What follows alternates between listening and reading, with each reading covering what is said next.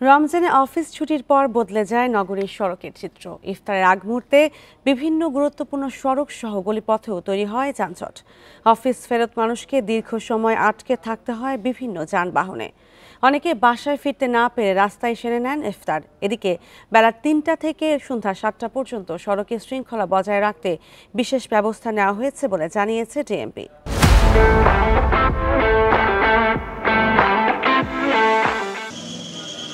রোজার দিনে প্রায়ই যানজটে ভোগান্তি পোহাতে হয় রাজধানীবাসীকে। সারাদিন মোটামুটি স্বস্তি থাকলেও ইফতারের ঠিক আগ মুহূর্তে বিভিন্ন রাস্তায় দেখা যায় অসহনীয় পরিস্থিতি।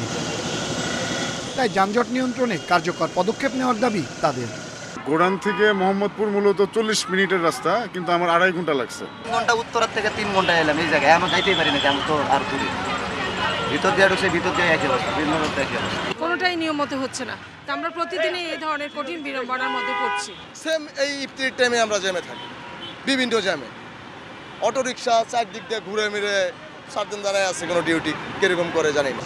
ট্রাফিক পুলিশ বলছে অফিস ছুটির পর একসঙ্গে অনেক মানুষের চাপে সড়কে যানজট বেড়ে যায়।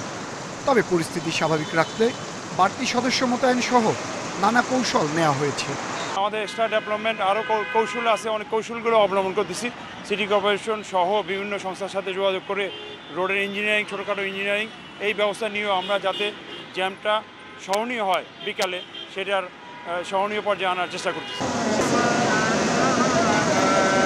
এদিকে যানজটে পড়ে রাস্তায় ইফতার সারেন অনেকে।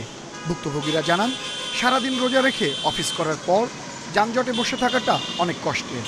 জামজটে পড়ে আছি, ইফতারের জন্য সিটও পাই নাই, দাঁড়ায় দাঁড়ায় ইফতার করতেছি। সারাদিন অফিসে যে কষ্ট না হয় তার থেকে বেশি কষ্টটা আমরা রাস্তাঘাটে জ্যামের কারণে পড়ে থাকতে হয়।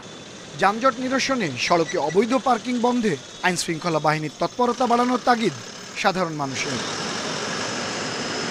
আনোয়ার সাদাত নূর, ইন্ডিপেন্ডেন্ট নিউজ, ঢাকা।